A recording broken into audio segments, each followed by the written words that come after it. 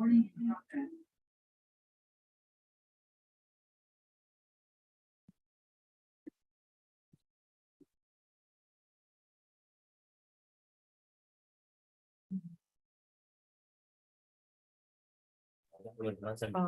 sambil kita menunggu teman-teman yang lain, kita join saja. Kita mulai saja ya dok ya. Boleh, Ibu. Assalamualaikum warahmatullahi wabarakatuh. Selamat pagi ibu-ibu semua dan selamat pagi Dokter Dina. Terima kasih untuk Dokter Dina dan ibu-ibu semua sudah meluangkan waktunya pagi ini bersama-sama untuk kita menyimak bareng-bareng nih Bu, tambahan pengetahuan dalam rangka memperingati Pekan ASI Sedunia tahun 2023. Kebetulan untuk tahun ini tema yang diangkat adalah berdayakan menyusui, tingkatkan dukungan bagi orang tua bekerja. Oke, kali ini pada pagi ini untuk Puskesmas Senen mengundang narasumber Dr. Dina Amalia Pratiwi. Beliau ini adalah seorang dokter konselor laktasi. Sehari-hari Dr. Dina bertugas di Rumah Sakit Gigi dan Mulut Fakultas Kedokteran Gigi Universitas Indonesia. Mungkin untuk CV-nya bisa saya tampilkan sebentar ya Ibu.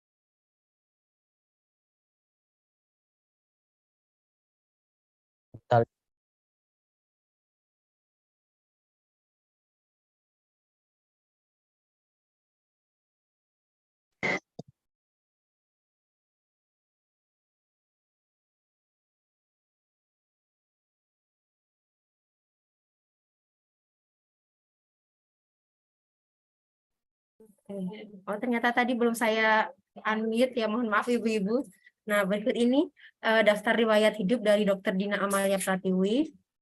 Sehari-hari Dr. Dina bertugas di Rumah Sakit Kedokteran Gigi dan Mulut Fakultas Kedokteran Universitas Indonesia. Beliau mengikuti berbagai macam pelatihan ya, kalau kita lihat di sini salah satunya adalah pelatihan konseling menyusui dari Perinasia pada tahun 2022. Kemudian untuk riwayat pendidikan, beliau merupakan alumnus dari Fakultas Kedokteran Universitas Trisakti. Dan kalau kita lihat pengalaman organisasi, publikasi hingga seminarnya sangat banyak sekali ya ibu-ibu. Jadi mumpung ini kita kedatangan narasumber yang sangat super, nanti mungkin ibu-ibu kalau ada yang mau ditanyakan terkait menyusui, bisa ditanyakan langsung kepada Dokter Dinanya. Mungkin untuk mempersingkat waktu, saya persilahkan Dokter Dina untuk langsung mulai paparannya ya dok ya. Halo. Baik. Terima kasih Ibu Desi atas perkenalannya. Assalamualaikum warahmatullahi wabarakatuh. Selamat pagi semuanya. Ini yang saya lihat kayaknya ibu-ibu kader ya. Ibu-ibu kader, karyawan di Puskesmas Senen gini ya Bu Desi ya? Audiensnya ya? Iya dok, betul sekali. Iya. Cocok ya, berarti memang untuk ibu bekerja. Selamat ASI Sedunia untuk para ibu, ibu hebat, ibu bekerja juga. Oke, ini saya langsung share screen aja ya. Jelas ya?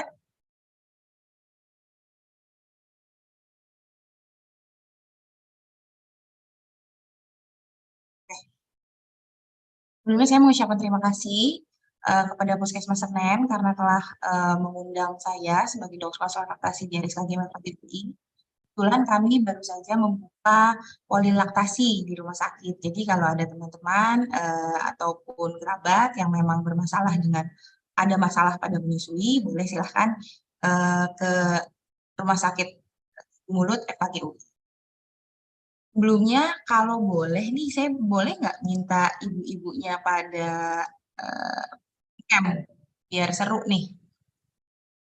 Dulu saya waktu di puskesmas senang banget kalau ngobrol-ngobrol apa seru-seruan bareng para ibu-ibu kader ini.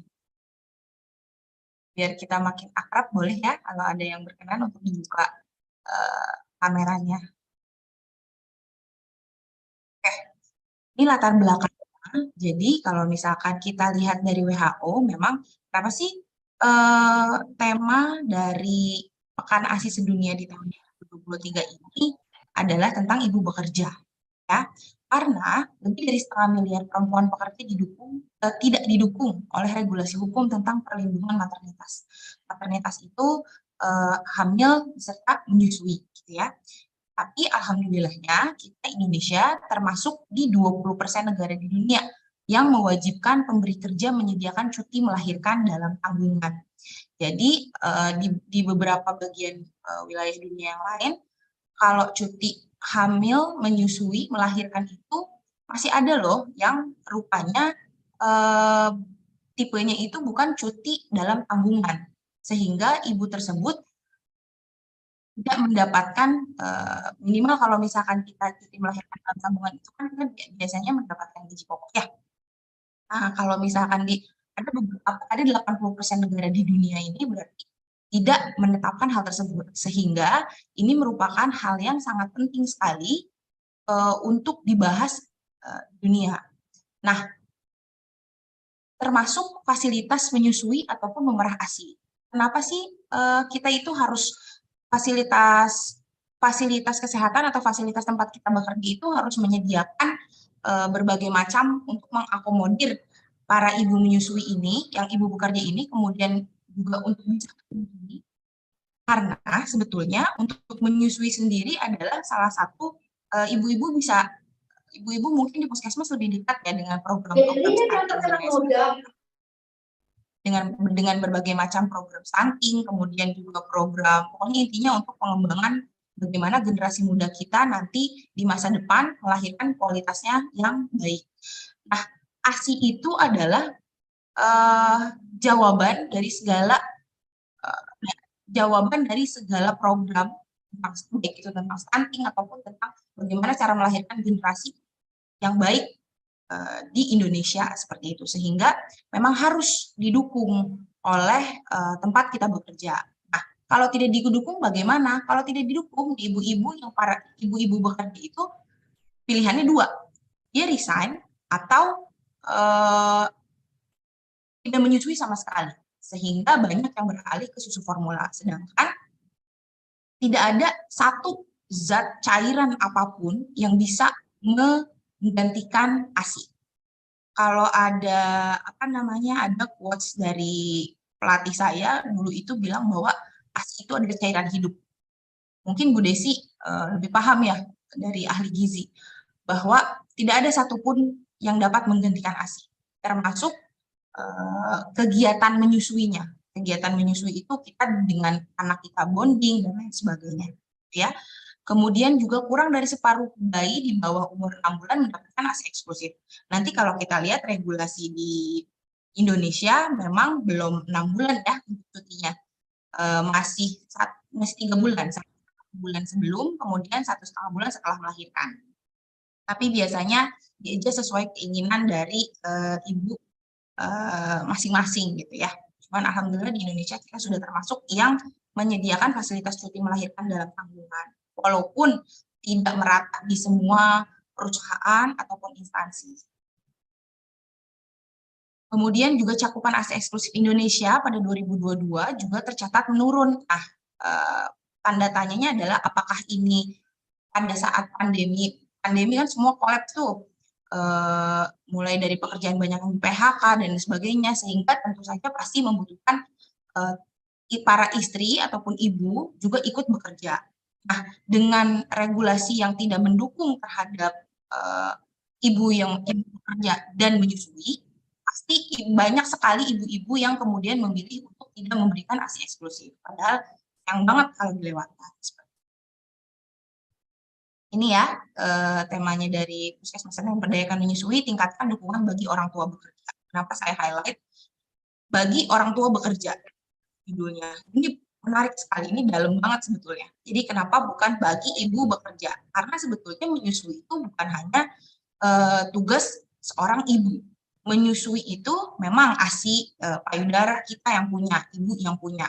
Tapi support system itu sangat-sangat penting berperan dalam proses menyusui, masuk dari suami, kemudian juga dari support system langsung yang kita pilih saat kita bekerja, dan juga dari tempat kita bekerja dan lain sebagainya. Jadi tingkatkan dukungan bagi orang tua. Ini saya sangat senang sekali bahwa dari WHO kemudian juga dari yang lainnya parents ya. Jadi nggak hanya mothers gitu, nggak cuma ibu, karena menyusui itu sekali lagi bukan hanya tanggung jawab ibu, tapi tanggung jawab juga suami dan lain, dan support system keluarga lainnya. Karena banyak sekali implikasi yang kemudian terjadi akibat tidak adanya support dari suami ataupun keluarga, gitu ya. Nah, ini saya ingin mengingatkan pesan kunci dari WHO. WHO menginginkan bahwa kita menyusui di tempat kerja itu sukses, maka masyarakat akan sukses, gitu kan. Sangat betul sekali bahwa memang menyusui itu memberikan manfaat kesehatan dan gizi yang penting bagi anak-anak dengan dampak positif seumur hidup. Ingat loh ibu-ibu, seumur hidup. Jadi benar-benar apa yang kita menyusui itu kan 2 tahun atau lebih ya. Jadi di fase emas tersebut dampaknya memang akan seumur hidup. Kenapa? Karena jika kita melihat dari penelitian, berbagai macam penelitian, bayi-bayi yang tidak mendapatkan ASI eksklusif, kemudian digantikan dengan susu formula ataupun yang lainnya, terutama susu formula, itu akan meningkatkan berbagai macam penyakit seperti diabetes, dan lain sebagainya. Jadi sangat-sangat rupanya jangka panjang sekali ASI ini. Nah, tapi gimana dok kalau misalkan saya tidak bisa menyusui? Nah, tidak bisa menyusui itu harus ada indikasi medis. Jika memang ada indikasi medis, kemudian telah dievaluasi oleh dokter spesialis anak, kemudian juga dokter spesialisnya bahwa memang ada kondisi tertentu yang menyebabkan ibu tersebut tidak bisa menyusui secara langsung, maka itu hal lain. Itu anulir lah, itu boleh untuk kita menggunakan alternatif lain selain ASI. Tetapi jika kita tidak ada indikasi medis apapun, ASI adalah satu-satunya yang sangat disarankan oleh semuanya, oleh agama, oleh negara, oleh semua organisasi internasional. Jadi apalagi yang kita tunggu? Kenapa kita apalagi yang kita tunggu? Kemudian kita memang harus, ketika kita memiliki anak, hamil, memiliki anak, kemudian tidak ada kendala apapun, berikanlah ASI pada anak kita. Kemudian perempuan tidak harus memilih antara menyusui anak atau pekerjaan mereka. Ini penting ya, apalagi misalkan di sini ibu-ibu kader atau ibu-ibu karyawan yang baru melahirkan, dalam fase galau nih, misalkan, mana ya aku kalau misalkan punya mindset saya ingin menyusui anak saya secara eksklusif, kemudian juga dengan tenang, dengan dengan nyaman. Tetapi di satu sisi karena kita kan rumah tangga dan individu itu berbeda-beda ya. Apabila memang kita yang tahu kebutuhan kita memang harus bekerja, maka itu bukan sebuah pilihan bekerja atau menyusui, tapi kita bisa melakukan keduanya, menyusui dan bekerja. Gitu. Nah, itulah mengapa dukungan menyusui itu harus dukungan untuk menyusui itu bukan hanya dari aja, tetapi juga dari tempat bekerja dan juga keluarga, seperti itu. Nah, kemudian ini yang ideal ya, setidaknya 18 minggu. Sebaiknya memang cutinya itu 6 bulan, karena agar para ibu ini bisa konsentrasi dalam menyusui bayinya. Tapi kalau misalkan tidak bisa 6 bulan, kemudian juga kita terpaksa ataupun kita memang diharuskan satu dan lain hal kemudian harus bekerja, itu sebaiknya pemerintah ataupun perusahaan itu memang memberikan cuti hamil dalam tanggungan sehingga para ibu itu tidak khawatir ketika harus meninggalkan pekerjaannya pada saat periode masa ASI eksklusif seperti itu. Tapi dok, kalau misalkan saya di tempat kerja saya hanya sebulan atau 2 bulan atau 3 bulan, nanti kita lihat gimana caranya kita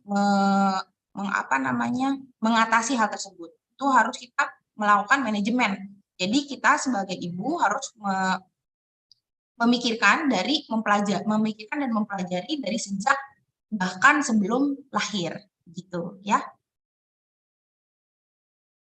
Nah, ini juga advokasi yang tidak henti-hentinya dari berpuluh-puluh tahun yang lalu, bahwa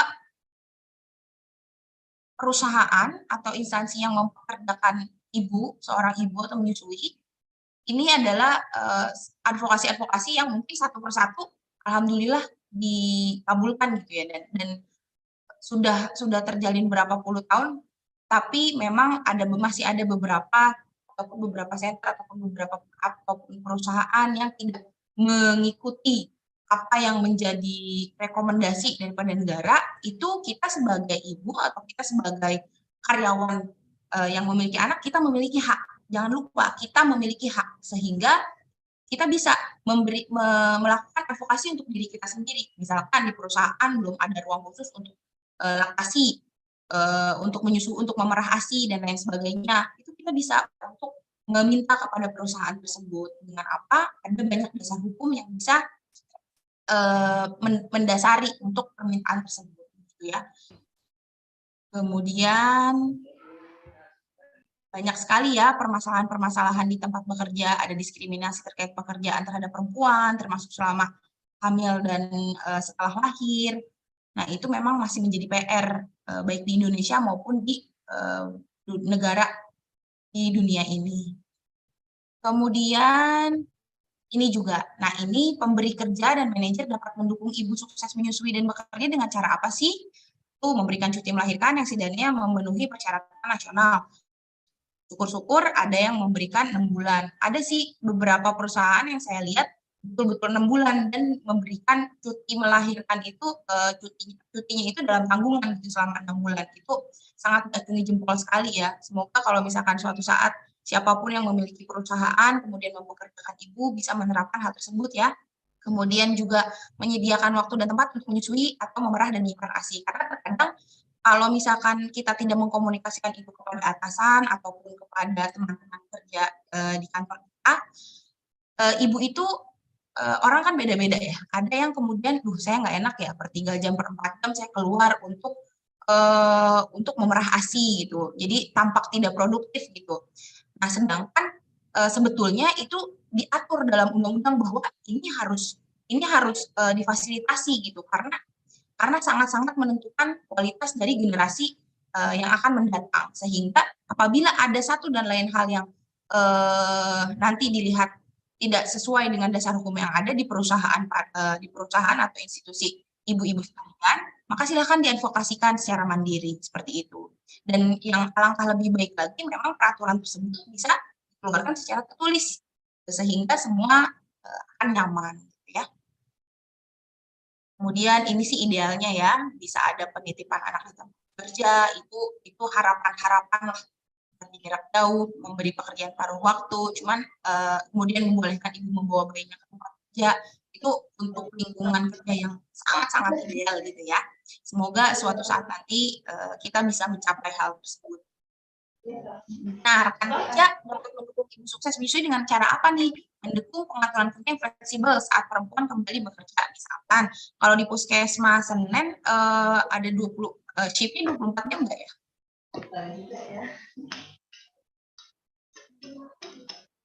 Halo?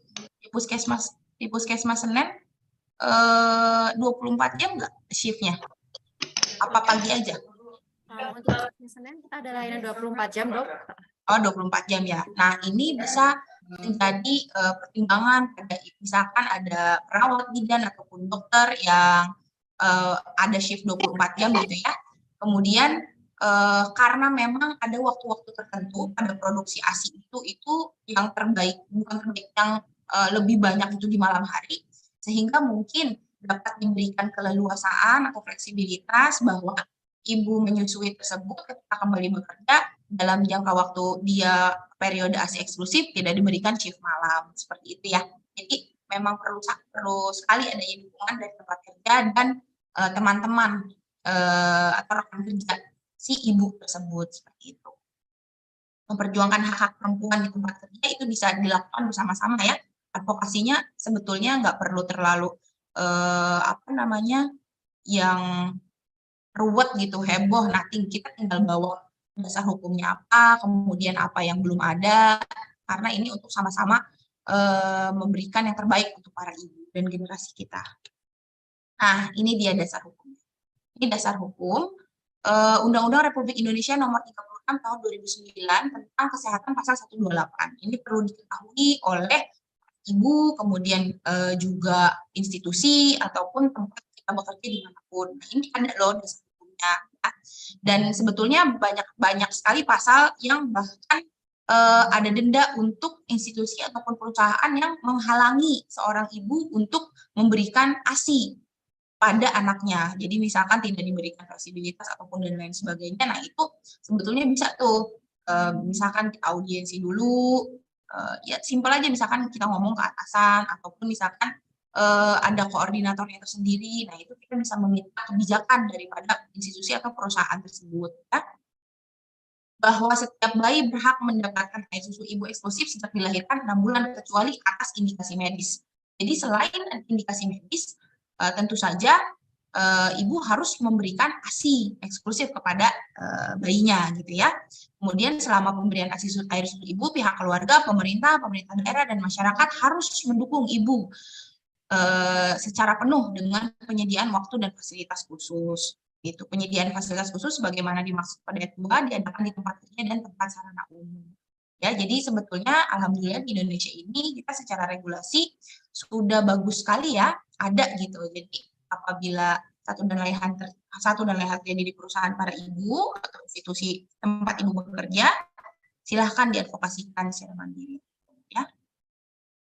Nah, ini kalau ini untuk ini adalah deklarasi Innocenti. Nah, ini menghimbau seluruh dunia agar mendukung pelaksanaan 10 langkah di fasilitas kesehatan yang memberikan pelayanan ibu hamil dan bayi baru lahir. Nah, seharusnya 10 langkah tersebut dilakukan di fasilitas kesehatan tersebut, termasuk mungkin puskesmas ya, karena puskesmas menangani ibu dan anak ya, ada KIK-nya. Inilah yang diharapkan, kebijakan tertulis tentang pemberian ASI yang perlu dikomunikasikan kepada seluruh petugas fasilitas kesehatan, sehingga tidak terjadi komunikasi antara rekan kerja, misalkan, wah enak banget ya, misalkan ada aja lah ya di tempat kerja, misalkan lagi heboh-hebohnya, tapi yang satu lagi ASI, terus merah terus, jadinya kesannya tidak produktif, padahal itu sudah ada regulasinya. Nah, sehingga lebih baik itu di kebijakan tersebut dituangkan dalam entah itu SK ataupun peraturan di institusi atau perusahaan tempat ibu bekerja seperti itu ya. Kemudian memberikan pelatihan bagi petugas untuk menerapkan kebijakan ini dengan benar. Nah, ini juga memberikan sosialisasi ya kepada para petugas dan menjelaskan manfaat dan cara menyusu kepada seluruh ibu hamil, melaksanakan IMD, jangan lupa di puskesmas ya. Intinya saya mengingatkan kalau misalkan ada lahiran, jangan lupa selalu IMD. Kemudian menunjukkan teknik menyusui yang benar dan mempertahankan menyusui walaupun ibu terpisah dengan bayinya ini dalam kondisi tertentu ya. Kemudian tidak memberikan makanan atau minuman selain ASI, selain karena indikasi medis. Nah, ini kalau yang teman-teman sekalian tahu bahwa kalau makanan atau minuman selain ASI itu kan biasanya susu formula gitu ya. Nah, itu ada regulasi bahwa kita khususnya untuk perusahaan, untuk instansi kesehatan, itu kita tidak boleh, misalkan di apotek kita itu menaruh susu formula. Nah, itu sangat-sangat dilarang sekali. Itu sebetulnya kan promosi secara tidak langsung ya. walaupun misalkan enggak kok itu cuma kalau ada indikasi aja, tapi itu tidak boleh ditaruh di apotek kita dan kemudian pasien itu terpapar melihat ada susu formula gitu. Karena teknik marketing itu apa ya, seminim apapun tetap akan memberikan dampak kepada para ibu gitu, sehingga ada regulasi bahwa di instansi kesehatan, di rumah sakit, puskesmas atau dan yang lainnya memang tidak boleh menampilkan susu formula, walaupun kita misalkan ada susu formula untuk bayi-bayi tertentu ataupun ibu yang memang tidak bisa memberikan ASI gitu ya. Ini tidak boleh diperlihatkan gitu ya. Kemudian melaksanakan rawat gabung, mengizinkan ibu dan bayi bersama selama 24 jam. Tentu saja ini dengan catatan ya, jika ibu dan bayinya memang tidak ada kendala. Kemudian membantu ibu menyusui semua bayi, tidak memberikan dot ataupun pempek kepada bayi ya, karena akan banyak sekali implikasinya. Yang paling ini adalah bingung puting dan perubahan struktur rahang dan lain sebagainya di struktur rahang, gigi dan mulut pada bayi tersebut. Kemudian membina kelompok pendukung ASI.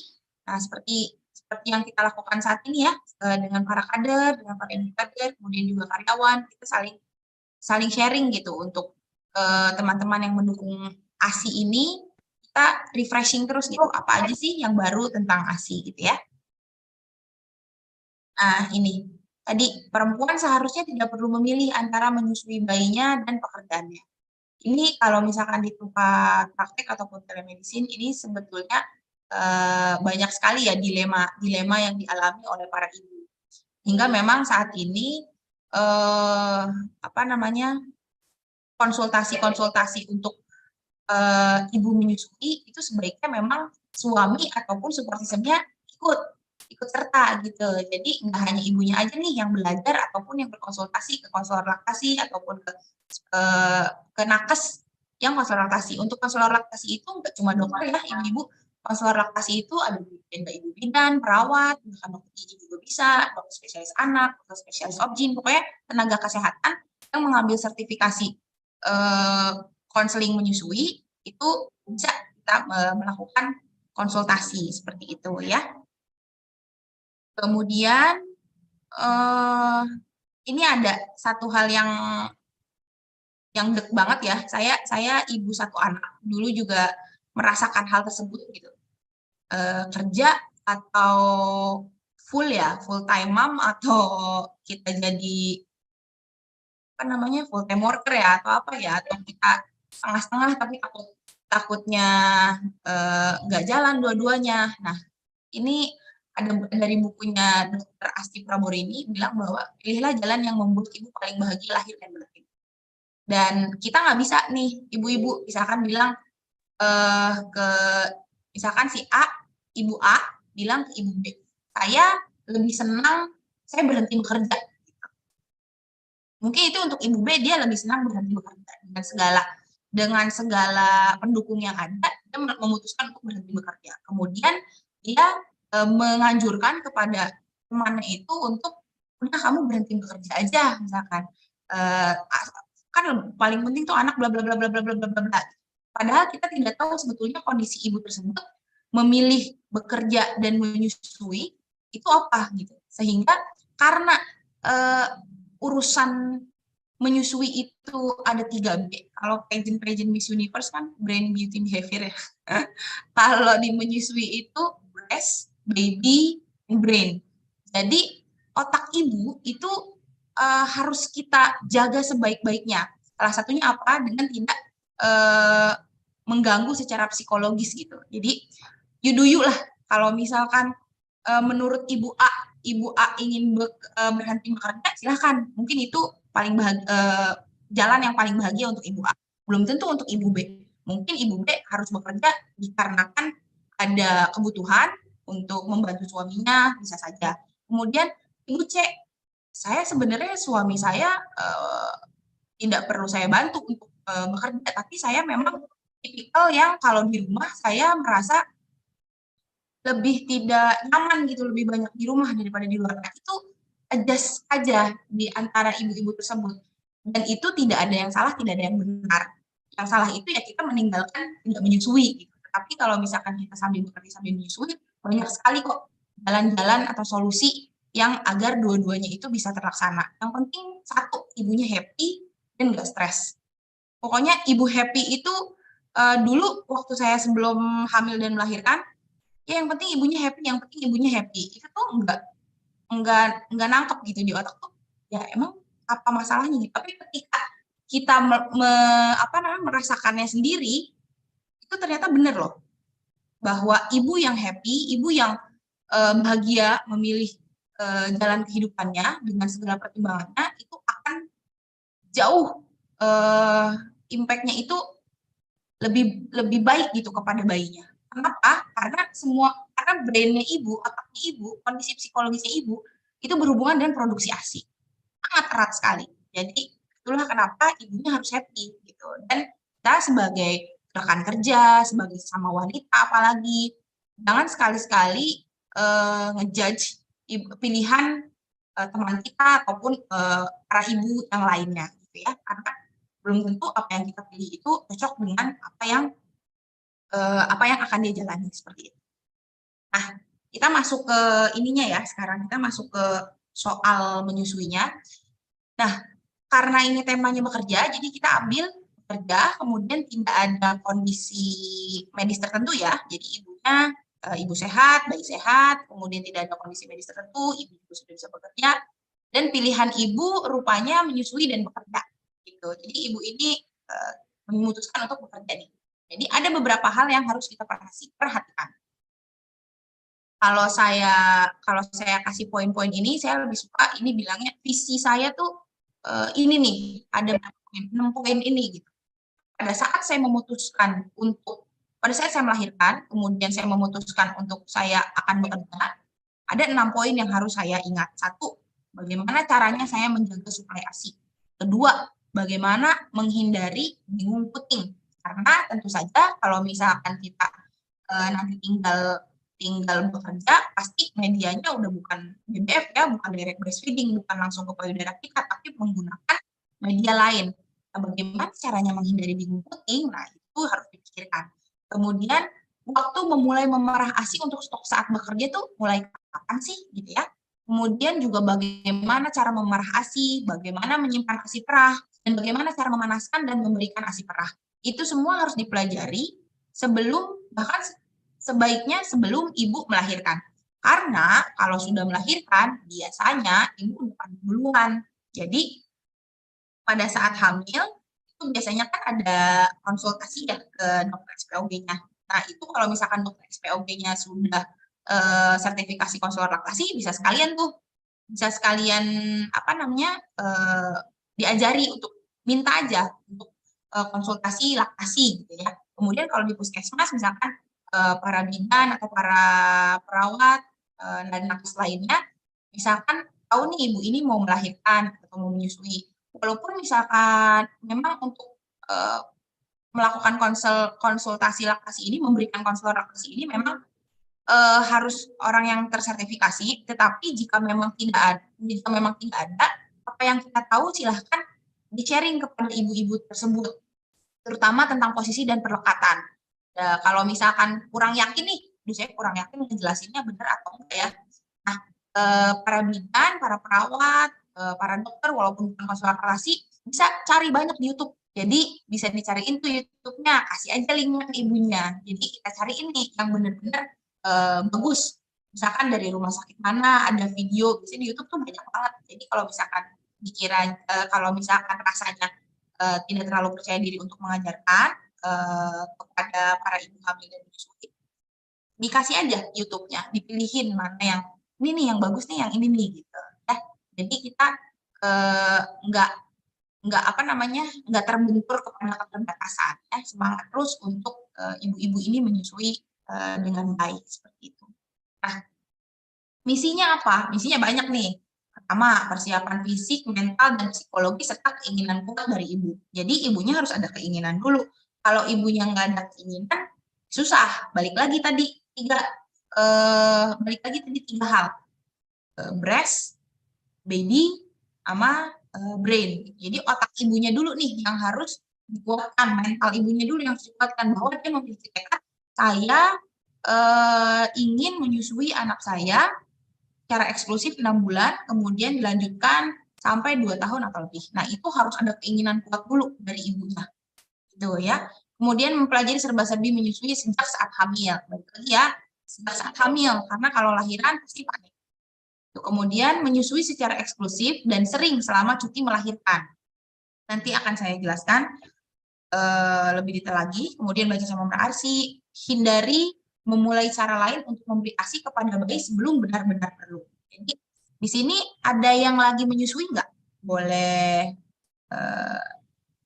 boleh apa namanya? Boleh dicek, boleh. Ada yang lagi menyusui nggak ya? Ini kira-kira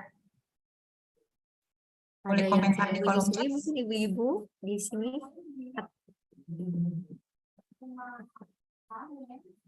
Atau yang pernah menyusui.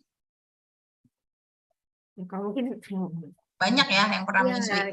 Kalau yang pernah menyusui yang dan di tahun-tahun ini tuh kan Instagram tuh lagi banyak banget ya perkembangannya pesat sekali gitu di beberapa tahun terakhir ini.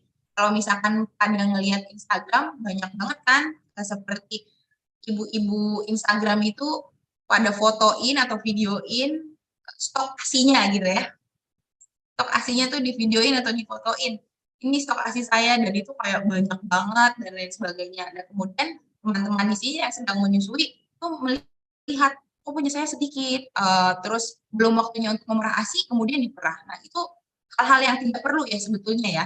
Jadi saling support. Mungkin ibu-ibu tersebut ya happy-happy aja untuk apa namanya memvideokan stoknya dia, tapi itu bukan hal yang penting dilakukan untuk para ibu, apalah untuk para ibu lainnya yang melihat, gitu, yang melihat nggak perlu harus ikut-ikutan nyetok asi di kulkas sebanyak-banyaknya, nggak perlu. Nanti apalagi untuk yang misalkan kondisinya asinya tidak cukup atau asinya sedikit ataupun dan lain sebagainya. Nah,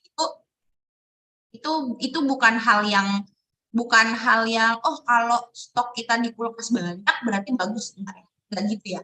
Jadi harus diperhatikan itu. Nah, kemudian lanjutkan menyusui di malam hari. Prolaktin bekerja lebih banyak saat malam hari dan juga susui kapanpun saat berada di rumah. Jadi kalau di rumah langsung aja susuin. Jangan pompa di rumah gitu ya. Itu poin pentingnya. Nah, makanya tadi kenapa teman-teman di tempat kerja, kemudian atasan juga harus mendukung untuk shift malam itu para nakes ataupun para karyawan itu tidak diberikan shift malam ya, yang untuk ibu menyusui. Karena ini alasannya, karena hormon prolaktin itu bekerja lebih banyak pada saat malam hari gitu. Sehingga kalau misalkan kita melewatkan menyusui anak kita direct breastfeeding ke anak kita di malam hari, itu akan lumayan menurunkan produksi ASI gitu ya. Jadi harus teman-teman dan atasannya harus legowo nih kalau malam hari kayaknya nggak perlu shift malam deh nih, diganti aja gitu. Habis selesai ASI shift baru boleh mulai lagi jaga malam gitu ya. Kemudian perah ASI sebelum bekerja dan berikan kepada pengasuh untuk diberikan. Susui bayi setelah memerah. Jadi kalau misalkan habis memerah ibu sebelum berangkat tuh perah dulu, habis itu susui. Kenapa? Karena nanti saya jelaskan juga isapan bayi itu adalah kunci utama. Ya, nanti kita paparkan lebih detail lagi. Ajarkan pengasuh dengan benar dan hati-hati ya, bagaimana cara memberikannya dan lain sebagainya itu memang makanya tadi kalau belajar nggak cuma ibunya aja nih, kalau misalkan konselor laktasi ataupun ke ibu bidan dan lain sebagainya lagi dijelasin, sebaiknya dibawa sama pengasuhnya gitu ya. Kemudian perah ASI kurang lebih per 3-4 jam ya kalau di tempat kerja. Nah, ciptakan support system di tempat bekerja. Nah, menciptakannya gimana dok caranya? Nah, kita mengkomunikasikan. Ya dengan ngobrol-ngobrol santai aja. Ini saya udah mulai ASI nih, ada keringanan atau enggak, ada kebijakan atau enggak, bla bla bla bla bla. Syukur-syukur udah ada tertulis. Kalau nggak ada tertulis, ya kita sendiri yang harus menciptakan teman-teman kita untuk bisa mensupport kita. Karena biasanya orang nggak akan tahu apa yang kita butuhkan kalau kita nggak cerita gitu ya, kalau kita nggak ngomong gitu. Nah itu penting sekali. Juga ciptakan support system di rumah. Jadi penting sekali untuk memilih pengasuh ya, pengasuhnya suster atau apa namanya ART atau misalkan siapa keluarganya yang lain misalkan gitu ya. Nah, itu harus dipikirkan dengan baik sebelum ibu bekerja. Walaupun nanti tengah-tengah mungkin ada drama ART lah atau drama incus lah dan lain sebagainya ya, biasanya ibu-ibu ya mengalami ya. Nah, itu setidaknya waktu awal mau pergi untuk bekerja itu agar ibu tenang dan suplai ASI juga bagus, itu diperhatikan. Hari libur tidak perlu memerah ASI ya ibu-ibu, DBF aja. Pokoknya tiap ketemu anak DBF. Jadi perah ASI itu kalau di tempat aja. Nah, kalau di rumah DBF aja. Kemudian hasil perah hari ini di tempat kerja itu buat besok hari. ASI perah segar lebih baik. Jadi prinsipnya kalau stoknya banyak yang kita kasih untuk anak kita itu yang paling baru gitu. Mungkin ada banyak yang ini ya, ada banyak yang biasanya katanya kalau ngasihnya yang pertama kali ditaruh gitu ya, yang tanggalnya sebelumnya. Nah, yang terbaru itu lebih baik memberikan ASI perah yang yang paling baru untuk ke anak kita. Itu lebih baik ya. Nah, menjaga suplai ASI tadi yang saya bilang breast, baby and brain ya. Laktogenesis itu proses pembentukan produksi ASI ya. Nah, ini mulainya itu di usia kehamilan 16 sampai 20 minggu. Sehingga memang ini tuh lagi mulai nih pabriknya buka gitu kan. Nah, kemudian laktogenesis 2, bayi usia 3 sampai 8 hari. Nah, bayi usia 3 sampai 8 hari masih bergantung pada hormon ibu. Hormon ibu yang kalau misalkan kita melahirkan itu kan ada progesteron, estrogen dan sebagainya kan ada yang naik, ada yang turun. Nah, itu produksi ASI kita itu masih bergantung pada hormon kita, belum pada isapan bayi. Sehingga jangan khawatir kalau misalkan, duh dok kok hari pertama saya cuma sedikit doang ya ASI-nya. Nah, langsung kok pada panik biasanya ya. Nah, harus diketahui bahwa lambung bayi itu awal lahir itu sebesar kelereng yang paling kecil. Kecil sekali. Jadi memang itu akan sesuai dengan kebutuhan daripada bayi kita. Pokoknya Allah menciptakan payudara kita itu produksinya benar-benar sesuai dengan kebutuhan bayi. Gitu. Jadi itu akan pernah salah tuh. Kecuali kondisi tertentu ya. Tapi kondisi ibu sehat, bayi sehat itu pasti akan cukup kok, tenang aja. Dan 2 minggu pertama memang berat badan bayi itu kan akan turun kurang lebih 10%. Jadi itu nggak perlu terlalu dikhawatirkan gitu ya. Nah, mulai usia 9 hari produksi ASINya tergantung isapan bayi. Sehingga kalau misalkan kita nggak DBF, apa jadinya? Kalau misalkan kita nggak DBF, nah kita bisa lihat produksi ASI itu tergantung dari isapan bayi dan pengosongan payudara. Jadi ketika payudara kita kosong, udah dihisap nih ASINya oleh bayi, terus payudaranya kosong. Nah, otak kita itu mendapatkan sinyal bahwa pabriknya udah kosong nih, yuk produksi lagi. Nah, seperti itu. Jadi itu lingkaran yang sangat mulia sekali, lingkaran mulia sekali. Sehingga kalau ada satu hal yang menyebabkan isapan atau pengosongannya itu terganggu, maka produksinya nggak akan bagus. Gitu. Jadi misalkan kita mau minum ASI booster, mau sekardus kayak mau setruk gitu ya, itu nggak akan berpengaruh jika isapan bayi dan pengosongan payudaranya tidak baik. Nah, kunci dari isapan bayi dan pengosongan payudara itu apa sih? Cuma 2, posisi dan perlekatan. Nah, biasanya ibu-ibu ini pada panik, kok ASI saya sedikit, kok saya putingnya lecet ya, kok saya sakit ya pada saat disusui. Jika posisi dan perlekatannya tepat, itu menyusui nggak akan sakit. Itu kuncinya.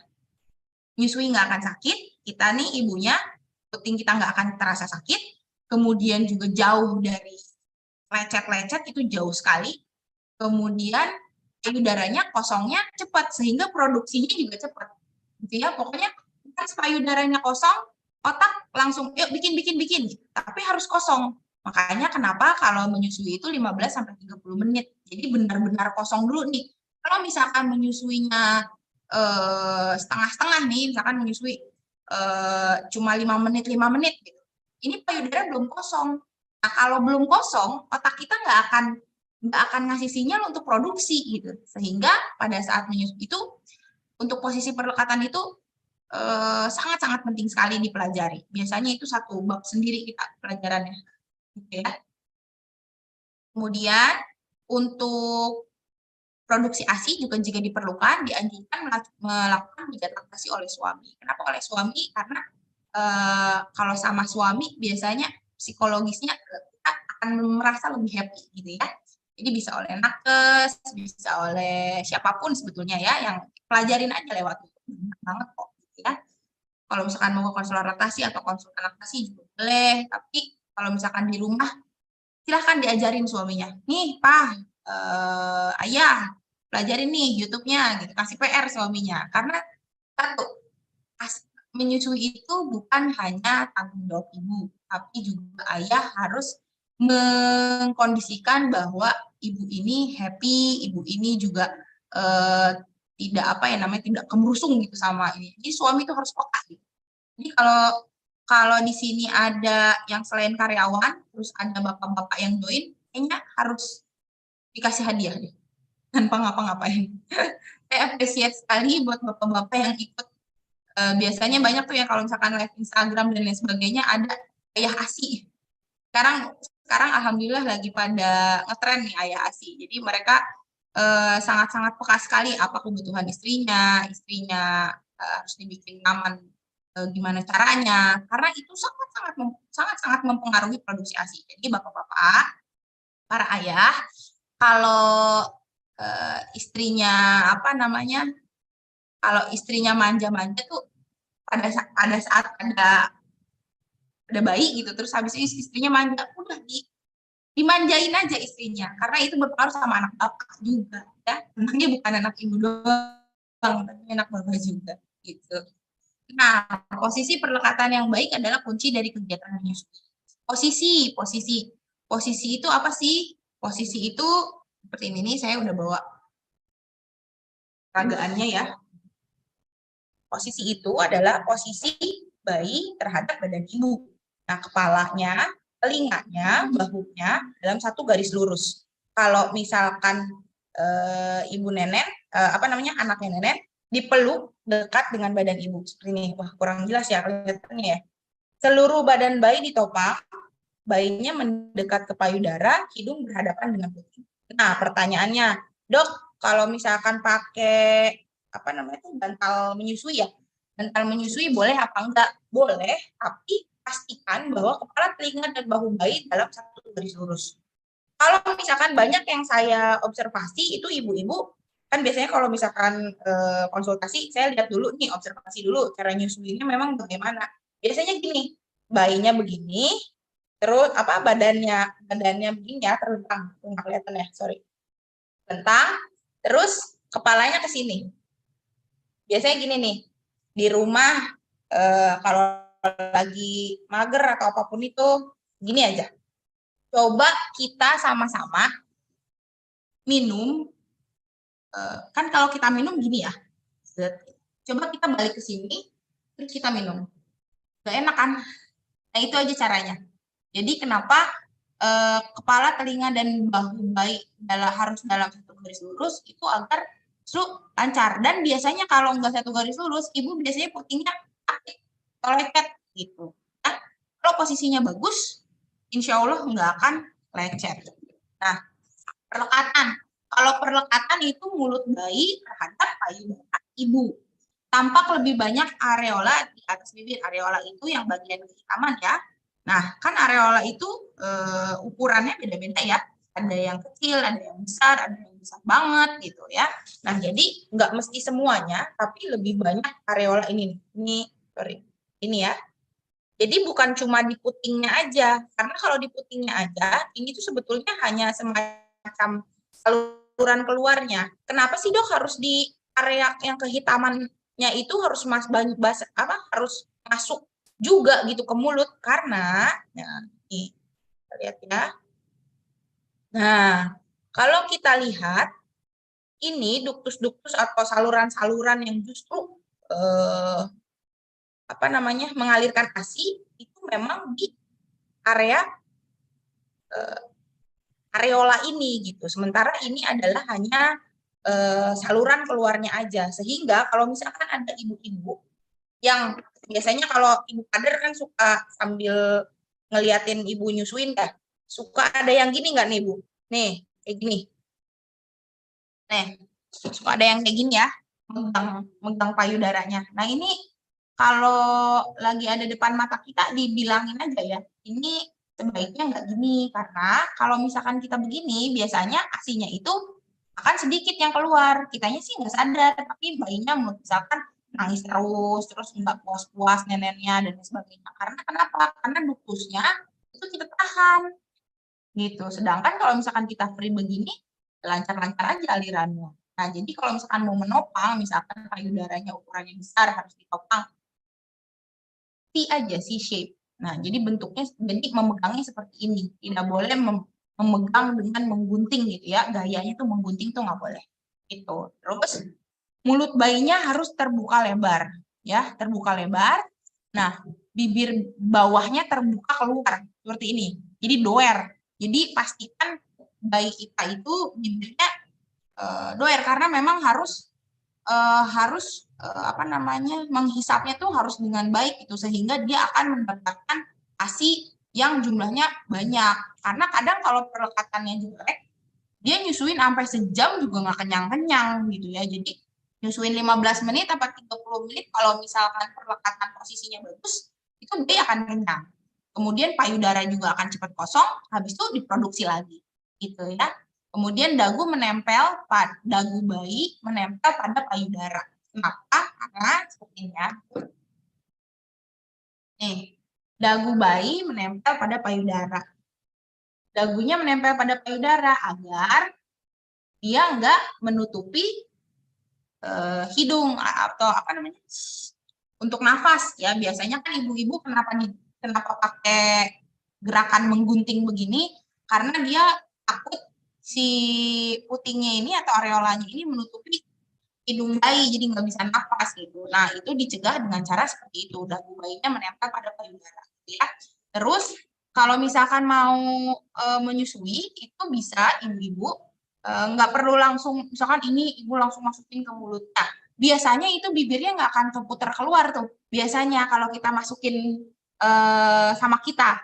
Tapi caranya adalah ibu bisa si putingnya ini diarahkan ya, bukan ditempelkan, diarahkan ke arah hidung.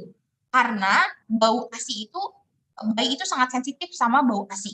Nah, kalau dia mencium bau ASI, itu biasanya refleksnya akan lebih bagus tuh. Dia pas nah itu dia akan terbuka lebar bibirnya. Dan kalau misalkan kurang doer, ibu betulin aja. Ya. Jadi itu yang harus diperhatikan. Amubida ininya, amubida areola yang sebagian besar areola masuk ya, mulut bayi terbuka lebar, ibu kader kan biasanya suka ya singkatan kan. Bibir bawahnya terputar keluar, nah dagu bayi menempel pada payudara gitu ya. Lu susah dong ngafalinnya ya, di YouTube banyak konselor laktasi ya, konsultan laktasi, dokter spesialis yang menjelaskan tentang ini gitu ya. Jadi nggak perlu nggak perlu pesimis, langsung aja cari dia. Nah, menghindari bingung puting tuh gimana caranya? Media yang digunakan itu selain botol dot ya, menghindari pemberian kempeng. Nah, cuman balik lagi yuduyu ya Bu. Jadi kalau misalkan ini saya memberikan saran secara umum yang direkomendasikan oleh WHO, oleh semua organisasi yang mendukung tentang menyusui ini berdasarkan berbagai macam penelitian. Tetapi pada prakteknya itu kan banyak sekali hal-hal yang mempengaruhi seorang ibu itu masih mau menyusui ataupun dia malah jadi stres pada saat menyusui. Nah, itu itu udah edukasinya personal tuh satu-satu. Jadi nggak bisa kita samain sama rata semua. Cuman sebaiknya sekali rekomendasinya adalah memang selain botol dot gitu ya, bisa pakai gelas loki, cup feeder, spoon feeder, sendok bayi dan lain sebagainya. Dan itu harus latihan ngasihnya ya Bu ya. Jadi ininya apa namanya? Simpelnya biarkan bayi itu kita tuh ngasih misalkan di gelas. Misalkan di gelas ini ya, di gelas. Misalkan kita kasih di gelas seloki, misalkan. Nah, itu tuh bisa dudukin bayinya. Kemudian jangan mengisi penuh gelas dengan ASI. Isi aja setengah. Jadi jangan penuh nih, jangan kepenuhan karena takut bayinya tersendat. Ya. Nah, ibu bisa mengajarkan ini yang harus belajar pengasuhnya ya dengan ibunya. Karena kalau ibunya ntar bayinya pasti nggak mau karena dia mencium bau ASI karena bau badan kita, bau ASI kita itu bayi itu sangat sensitif sekali gitu ya. Nah, ibu bisa ininya didekatkan ke ujung bibirnya, kemudian diarahkan sampai bayi itu kayak kalau ibu-ibu tahu kalau kucing minum susu gitu. Nah, seperti itu. Ya, share screen-nya.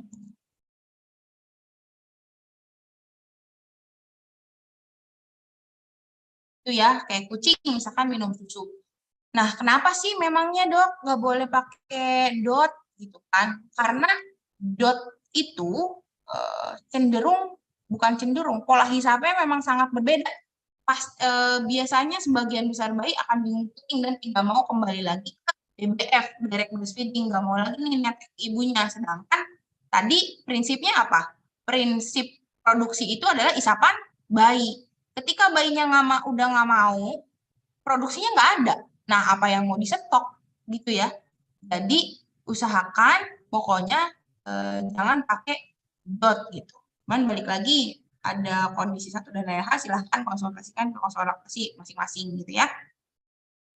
Nah, kenapa juga sih dok memangnya banyak sekali kerugiannya?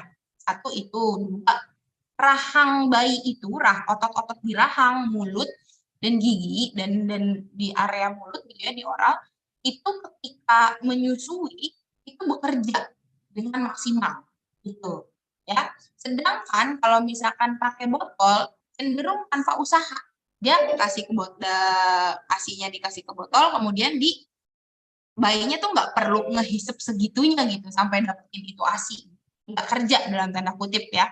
Jadi pasti baik kalau kita aja kita ibaratnya kita kerja kita digaji gitu kan. Nah kita nggak usah kerja tapi kita digaji ya pasti milih yang nggak kerja dan digaji dong gitu kan. Nah itu dia kenapa memang hindari si botol dot ini karena kalau udah bingung kucing biasanya memang kita harus relaksasi dan relaksasi itu pun tidak semudah itu gitu harus ada beberapa proses kan kita memperbanyak skin to skin kemudian juga kalau kasus-kasus yang ekstrim banget gitu dan ibunya masih pengen anaknya menyusui di BF itu bahkan biasanya di center-center tertentu yang sudah ada rawat inap biasanya dirawat inap tuh 2 minggu jadi observasi oleh konselor laktasinya gitu ya. Oke, kapan mulai memerah ASI untuk stok bekerja? Kurang lebih 1 bulan sebelum ibu mulai bekerja. Jadi nggak perlu dari awal ibu langsung stok ibu itu buat bayi bukan buat kulkas ya. Jadi nggak perlu galau kalau misalkan lo kok kulkas ASI-nya temennya penuh banget mungkin memang oversupply mungkin memang banyak sekali produksinya ada beberapa kondisi seperti itu. Nah, kalau misalkan intinya sih sebetulnya ASI itu pasti akan cukup untuk anak kita, gitu ya, jika tidak ada kondisi tertentu. Nah, ini kurang lebih 1 bulan. Karena kenapa sih nggak perlu dari awal? Karena kunci utamanya tadi adalah bonding antara ibu dan bayi. Hormon-hormon kita itu oksitosin dan lain sebagainya itu kalau kita berkegiatan menyusui gitu ya. Makanya kalau IMD sebaiknya kan bajunya dibuka gitu ya. Makanya kalau menyusui, saya biasanya sih menyarankan baju bayi itu dibuka. Jadi bedongnya itu dibuka, belakangnya aja yang diselimutin. Ibunya nggak perlu pakai baju gitu ya. Itu produksi ASI-nya biasanya akan lebih baik lagi, apalagi sambil dipijat tuh sama suaminya. Nah, cara memerah ASI bisa dengan alat pompa ataupun manual ataupun menggunakan tangan. Jangan lupa selalu menjaga higienitas ya. Saat bekerja, perah ASI dilakukan 3-4 jam sekali. Dan memerah ASI sambil melihat foto atau video bayi juga itu sangat membantu ya untuk meningkatkan. Pokoknya intinya apapun yang bikin kita happy, kita lakuin aja. Ya. Bagaimana cara menyimpan ASI perah? Bisa ditaruh di plastik atau botol kecil. Pasti teman-teman semua di sini udah familiar ya. Kemudian saran saya memang simpan dalam volume yang kecil karena kalau misalkan basi ataupun ada hal terjadi misalkan aduh pemadaman listrik 1 hari gitu nggak nyala-nyala listriknya kulkasnya jadi mati harus dibuang kan. Nah volume kecil aja jadi nggak mubazir kalau dibuang. Terus ASI perah hari ini bisa digunakan untuk besok ASI perah segar lebih baik. Jadi misalkan ibu nih hari Senin ya, ini misalkan oh nanti aja pas di akhir. Nah kalau di tempat kerja jika menggunakan cooler bag bisa bertahan 12 jam sebelum sampai rumah ya. Dan kalau di kantor ada kulkas bisa taruh dulu tuh di kantor. Nah itu dia. Balik lagi tadi kalau misalkan kantor yang nggak mendukung ada fasilitas untuk ibu menyusui kan susah ya, kasihan. Jadi jangan segan, jangan ragu untuk mau mengadvokasikan kepentingan kita karena itu sudah diatur dan dijaga oleh negara gitu ya. Nah ini juga udah ini ya untuk penyimpanan ASI. Cuman saran saya memang untuk sebaiknya memang bisa ya di kulkas 2 pintu kalau misalkan nggak ada kulkas khusus untuk ASI juga nggak ada masalah. Yang penting tertutup rapat dengan baik ya baik itu botol maupun plastik ya. Kalau misalkan ada yang satu kulkas khusus untuk ASI lebih baik. Nah ini berapa lamanya tuh bisa kita lihat sama-sama ya. Kalau di freezer bisa sampai 6 bulan. Kalau di chiller ya yang di paling bawah itu yang di kulkas pintu bawah, tapi yang paling atas itu 3-4 hari. Di ice pack itu kurang dari 24 jam, tapi sebetulnya 12 jam sih. 12 jam sampai perjalanan itu kita perjalanan kita misalkan dari tempat kerja ke rumah kan itu biasanya nggak akan nyampe segitu kan, kurang dari 12 jam lebih baik gitu ya. Kemudian di suhu ruangan 3-4 jam. Gitu. Cara memanaskan ASI perah. Nah ini banyak yang salah kaprah nih, banyak banget. Udah merahnya susah, manasinnya salah, jadi ASI-nya rusak gitu kan. Nah jadi intinya memanaskan ASI perah itu harus secara bertahap ya, jangan dari freezer kemudian ada sempat saya tanya di apa namanya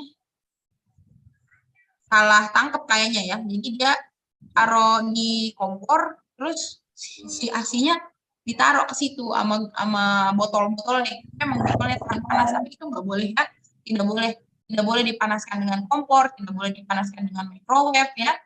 Jadi ASI beku yang ada di freezer, ibu misalkan nih besok hari Senin, ini hari Minggu ya, kita drama. Hari Minggu malam sebelum tidur, stok ASI ibu itu ibu turunin tuh ke chiller. Nah, turun kan dari beku jadi cair tuh pelan-pelan. Nah, terus habis itu besok paginya pas mau dipakai sama pengasuh itu bisa ditaruh di baskom yang isinya air hangat ya. Jadi nggak boleh dipanasin di atas kompor ya ibu ya. Pokoknya di baskom isinya air hangat dan nggak perlu sampai panas tuh, nggak perlu. Yang penting bisa diminum gitu ya. Nah, terus habis itu kalau misalkan ibu mau bekerja nih hari Minggu kan ya, hari Minggu. Nah, ini buat nanti nih buat anaknya mau buat jam 12 misalkan. Ibu turunin dulu tuh ke chiller. Nah, pagi-pagi sebelum ibu berangkat kerja, misalkan ibu let's say kerjanya jam berapa? Besoknya jam 8 misalkan ya. Jam 5 atau jam 6 itu ibu DBF ke bayi. DBF ke bayi itu kan merangsang produksi. ya kan? Merangsang produksi tuh, parah tuh. Udah mau malam ibu susuin, malam tuh pokoknya harus susuin langsung, nggak usah perah-perah tuh nggak usah, susuin aja langsung. Karena tadi isapan bayi, air liur bayi itu yang merangsang produksi. Minggu pagi jam 5 ibu tetein lagi DBF, habis selesai ibu DBF, bayinya tidur nih, ibu perah sedikit. Nah, taruh deh. Jadi buat misalkan bayinya bangun jam 8, jam 9 pas ibu pergi, dia pakai ASI yang fresh itu. Kan di suhu ruangan dia bisa tahan 3-4 jam ya. Bisa pakai yang itu. Nah, nanti pas dia minta lagi, bisa pakai ASI perah yang tadi ibu turunin di chiller. Gitu, diangetin deh sama pengasuhnya. Seperti itu ya. Jadi terus pas jam misalkan berikutnya lagi, biasanya kan 3-4 kali tuh pakai yang itu. Nah, ibu pulang stok ibu yang tadi ibu hasil ibu tadi itu taruh di kulkas buat besok harinya. Ibu ketemu bayi ibu, DBF-in lagi. Gitu ya. Jadi di rumah prinsipnya gimana sih caranya produksinya biar bagus? Tiap ketemu, tiap weekend, tiap libur nggak usah, kecuali ibu mau kondangan atau nggak bawa bayi gitu ya. Terus ibu mau perah jumlahnya sedikit, nah itu nggak apa-apa. Tapi intinya nggak perlu FOMO, ikut-ikutan misalkan harus banyak, nggak perlu ya, unnecessary gitu. Izin Cara pemberian mengingatkan ASI perah ya, tadi ya, pengasuhnya harus berlatih. Medianya selain botol atau dot ya, kalau bisa itu untuk pertumbuhan struktur gigi, rahang, dan mulut. Saya di sini di rumah sakit gigi mulut di sini kan komplit spesialis, ada spesialis kedokteran gigi anak, kemudian ada spesialis dan lain spesialis bedah mulut dan lain sebagainya. Itu memang kalau misalkan kita obrolin masalah ini memang sangat-sangat berpengaruh sekali, dan di kedokteran gigi anak itu memang sangat tidak menganjurkan sebenarnya untuk penggunaan botol dot gigi. Nah, ini terakhir, mengapa sih harus menyusui? Lagi ASI adalah air hidup yang tidak dapat digantikan oleh apapun. Perintah negara dan perintah seluruh agama. Jadi kalau di bukunya Bu Dr. Asti Praborini itu ada tuh ayat dari semua agama yang menyuruh untuk kita susuin anak kita. Ini tunggu apa lagi? Selamat mengasihi para ibu tersayang. Semoga bermanfaat ya materi hari ini. Terima kasih. Assalamualaikum warahmatullahi wabarakatuh. Waalaikumsalam warahmatullahi wabarakatuh. Ya, terima kasih Dokter Dina atas ilmunya yang sudah disampaikan, luar biasa banget ya Dok ya, komplit sekali gitu.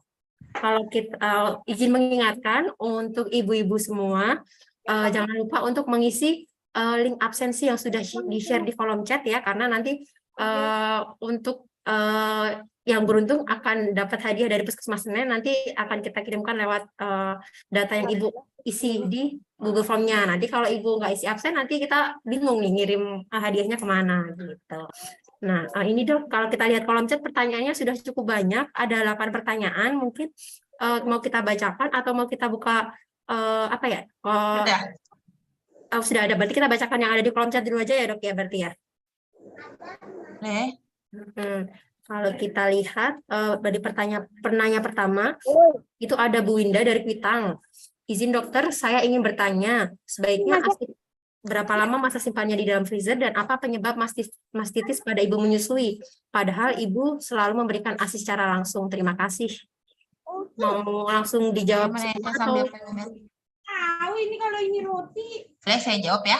Oh iya, boleh dong. ASI itu berapa lama disimpan di freezer dan apa penyebab mastitis pada ibu menyusui? Padahal ibu selalu memberi ASI secara langsung. Oke. Untuk yang ini dulu nih, freezer. Nanti saya share screen lagi. Roti. Gitu dong. Nah, ini ya. Untuk di freezer bisa sampai 6 bulan ya. Itu yang nanya ibu apa bapak? Bapak ya?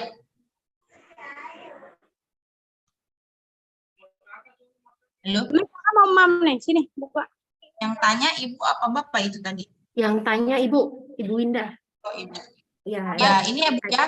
Di freezer bisa sampai 6 bulan ya Bu, di chiller 3-4 hari, ice pack kurang dari 24 jam, saran saya sih kurang dari 12 jam ya untuk ice pack, di suhu ruangan 3-4 jam. Kalau mastitis itu satu bisa dari pengosongan sama pengisiannya itu kita tidak seimbang gitu. Jadi misalkan ibu tadi, ibunya boleh nggak kita ngobrol aja? Bisa on cam nggak ibunya? Ibu Winda, apakah masih join di Zoom ini? Ibu Winda dari Kuitang. Jangan udah nggak join. Jangan mangsa itu. Saya cari. Udah Ibu Winda, biar saya sekalian tanya-tanya. Sepertinya sudah tidak join, Dok. Ya, pokoknya intinya kalau mastitis itu biasanya ya banyak sebenarnya satu higienitas. Higienitas itu juga sangat berpengaruh ya. Ada tips buat teman-teman semua, biasanya kan suka ada yang pakai nipple cream gitu ya, Desi ya. Nah, itu sebetulnya tidak begitu perlu tuh dalam kondisi tertentu. Dalam kondisi normal, dalam kondisi normal itu tidak begitu perlu. Caranya untuk menjaga higienitas area payudara, itu ibu keluarkan sedikit aja, sedikit, terus ibu oleskan ke seluruh ke puting dan ke areola. Kenapa? Karena di ASI kita itu memang sudah ada antibodi, antibakteri dan lain sebagainya, benar komplit banget. Makanya tadi dibilang ASI itu nggak ada penggantinya sama sekali. Susu formula merek termahal sekalipun di dunia ini nggak ada yang bisa menyamai ASI. Semua artificial. Jadi dia memang bisa kita kasih pelumas aja dikit, nah itu insya Allah menjaga kebersihan dari payudara dan mencuci tangan. Yang kedua, mastitis itu biasanya akibat pengosongan yang terlambat gitu. Jadi misalkan ibunya kerja atau enggak nih, makanya enaknya sambil ngobrol ya, tapi nggak apa-apa. Biasanya telat disusuin gitu, telat disusukan.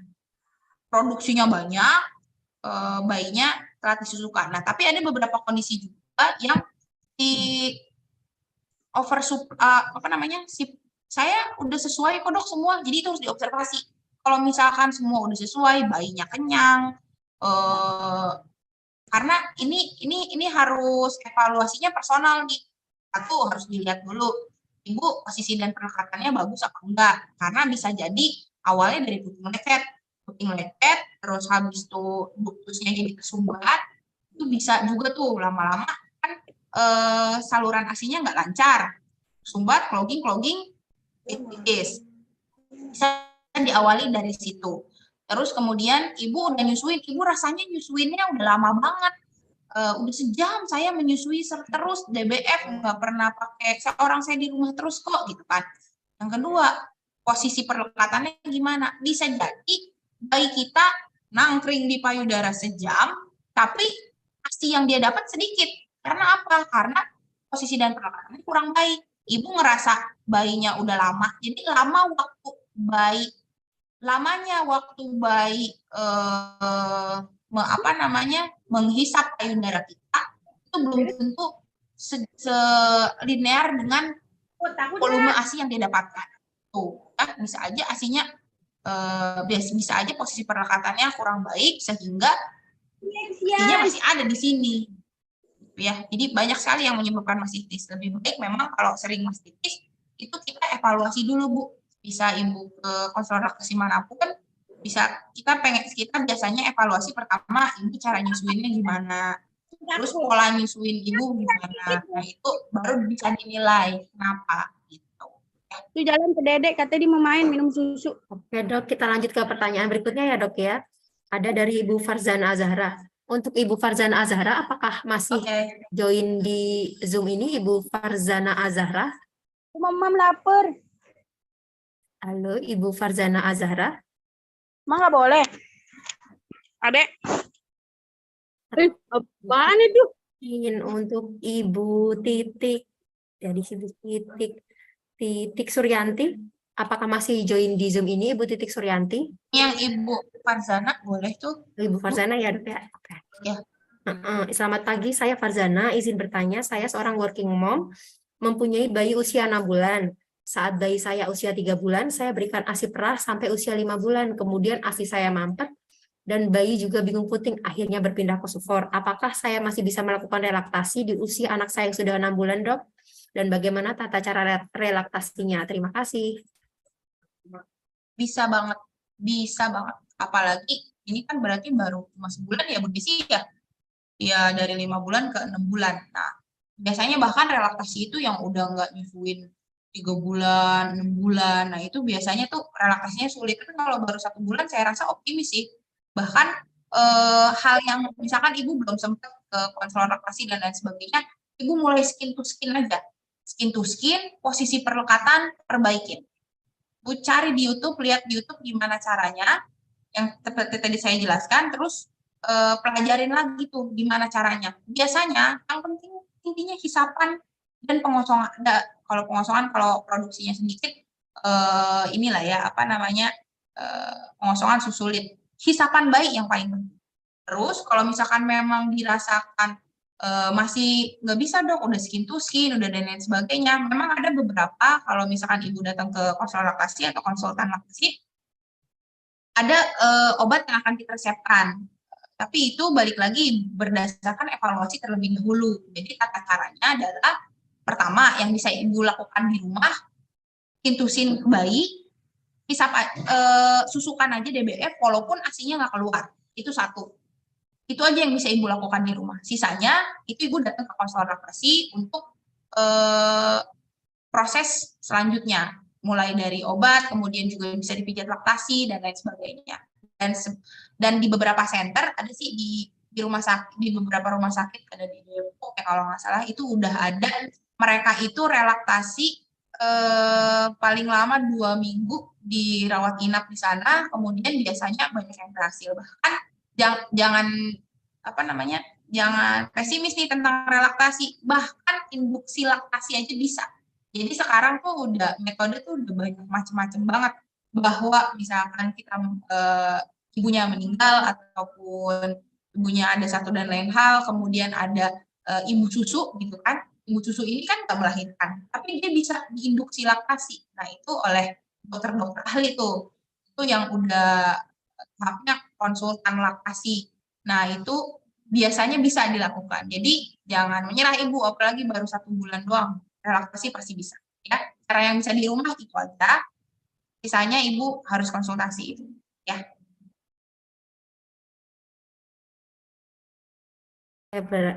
Lanjut ke pertanyaan yang selanjutnya ya dok ya. Oke. Oke, untuk dari ini Bu Titik Suryanti, apakah Bu Titik Suryanti masih ada di sini atau saya bacakan aja ini? Ya, langsung saya bacakan aja deh ya Bu ya. Izin bertanya dokter, bagaimana manajemen laktasi pada working mom yang memiliki bayi kembar dok? Karena selain butuh kualitas kuantitas ASI juga harus double, mengingat saat bekerja frekuensi DBF dan pumping tidak bisa dilakukan sesering mungkin. Terus yang kedua terkait puting tenggelam. Jika puting tenggelam, apakah benar akan mempersulit proses DBF dok? Bagaimana tips agar sukses menyusui bagi ibu yang mempunyai puting tenggelam? Iya, oh ya ini Bu Titi Suryanti menyimak, saya sambil kerja Bu. Oke, siap Ibu. Ya.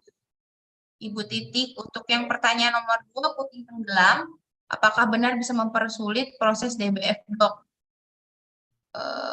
Mempersulit itu definisinya apa ya? Mempersulit iya, tapi bisa diatasi dan bahkan bisa diatasi dengan cara-cara yang simpel dan mudah. Misalkan di puskesmas sama Bu Bina dan lain sebagainya. Nih ya, kalau misalkan ibu-ibu ada spuit 10 cc nih, kebetulan saya lagi megang 10 cc, atasnya dipotong seperti ini. Nah, belakangnya itu, kalau misalkan di sini ada Bu Bidan sama Bu ini di puskesmas ya, kalau misalkan ada yang puting-puting tenggelam bisa dibantu. Kolongan pertamanya begini. Ini ada Bu Bidan nggak, Bu Desi? Karyawan, ada karyawan? Ada dok. Ada dok. Halo Ibu. Ayo dong biar seru nih. Bu Isni ya? Bu Isni kayaknya udah pernah belum nih? Kalau misalkan ada yang putingnya tenggelam nih awal-awal. Ya. Bisa pakai 10 cc seperti ini Bu. Pernah Ya. Ibu? Oh, belum pernah mencoba Pernah ya dok. Bu ya? Nah, udah pada jago-jago. Bu Bidan mah udah pada jago-jago. Iya. Ininya Ibu kita potong, terus dibalikin Bu ke arah yang kita potong si apa ya ini namanya Plumer, penyedotnya. Nah, terus kita bisa tempelkan ini ke bagian payudara yang tenggelam. Nah, seperti ini. Ini aja, pelan-pelan aja. Sampai ibunya ngerasa kalau sakit diberhentikan. Tapi kalau ibunya masih ngerasa aman-aman aja, boleh aja terus saja disedot seperti itu. Ya, ini tuh bukan disedot sih, apa ya? Biar dia naik. Ini cara termudah bisa dilakukan oleh para ibu bidan. Kalau misalkan ada yang lagi lahiran di puskesmas, terus kok pertolongan pertamanya. Mempersulit ya, tapi bukan berarti tidak ada solusinya ya. Dan seiring waktunya berjalan, diisap sama bayi, itu putih akan keluar. Jadi nggak usah khawatir. Kemudian ya Bu Isni ya, terima kasih ya Bu Isni, semangat terus menemani para ibu melahirkan dan menyusui. Kemudian untuk manajemen laktasi pada working mom yang memiliki bayi kembar, karena selain butuh kualitas, kuantitas ASI juga harus double. Betul sekali. Mengingat saat bekerja, frekuensi DBF dan pumping tidak bisa dilakukan sering mungkin.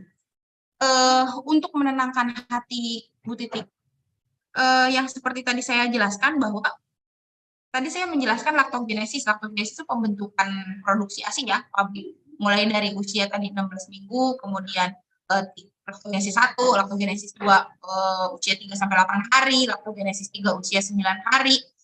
Itu semua sudah berdasarkan keperluan dari anak kita. Jadi kalau misalkan anak kita kembar, insya Allah produksi ASI yang Allah setting di badan kita itu akan cukup untuk bayi kita. Mau bayi kembar 2, kembar 3, yang penting tadi kuncinya apa? Apa Bu Desi? Posisi dan perlekatan. Itu aja. Ya. Terus kalau misalkan frekuensi saat bekerja, frekuensi DBF apakah kalau bekerja kan memang kita nggak ada DBF. Pumping aja kalau lagi kerja. Tapi pas sampai rumah, libur, malam, pokoknya usahakan nggak usah jaga malam, susukan aja terus. Insya Allah kok. Yang penting tadi posisi dan perlekatan. Itu Ibu Titik. Semangat ya. Kalau pumping tidak bisa dilakukan sesering mungkin, itu ada yang salah nih di tempat kerjanya. Kenapa pumpingnya nggak bisa sesering mungkin? Tapi memang pumping itu 3-4 jam kan. Kalau Bu Titik kerjanya jam 8 sampai jam 16, 12 jam. Berarti 3-4 kali lah ya pumping di tempat kerja.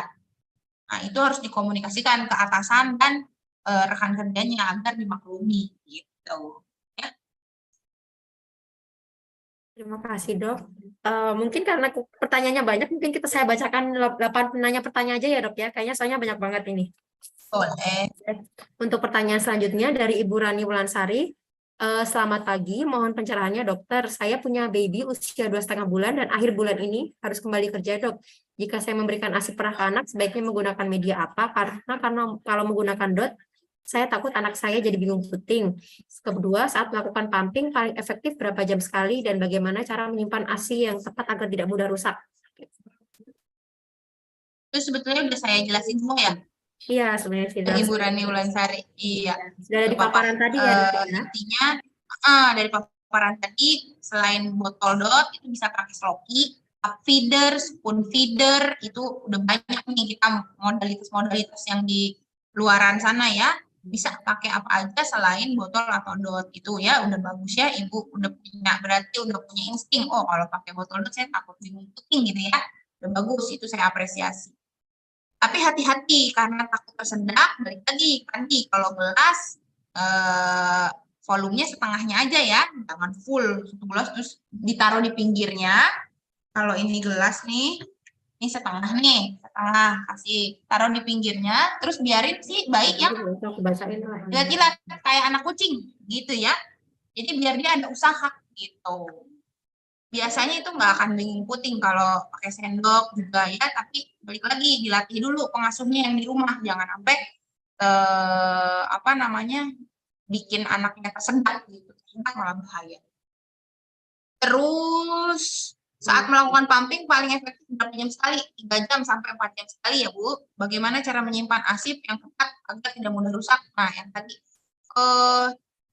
tidak mudah menyimpannya itu ibu bisa pakai, kalau saya pribadi sih prefer botol kaca, kan botol kaca yang kecil saya prefer sih itu. Tapi sekarang udah banyak juga plastik-plastik yang memang standarisasi dengan baik ya. Jadi boleh pakai apa aja, yang penting ibu tahu kualitasnya bagus, gitu ya. Oke, Terus untuk tidak mudah penyimpanannya itu tadi di freezer berapa lama, di chiller berapa lama, di berapa lama itu harus diperhatikan. Dan agar tidak mudah rusak sebetulnya yang paling penting adalah cara menghangatkannya. Kalau cara menghangatkannya salah, udah dirusak. Ya, jangan sampai kita capek-capek pancing, capek-capek ngumpulin, rusak gara-gara kita salah manasin. Gitu.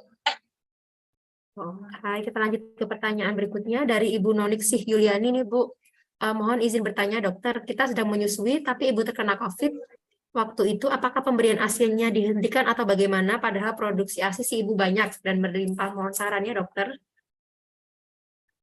Oh, ini berarti kejadian waktu pandemi ya. Sebetulnya waktu pandemi itu pemberian ASI itu tidak dilarang, malah direkomendasikan untuk memberikan ASI. Karena justru pada saat ibu terkena COVID, dia menghasilkan antibodi dan itu mengalir di air susu ibunya, dan itu bagus untuk bayinya sebetulnya.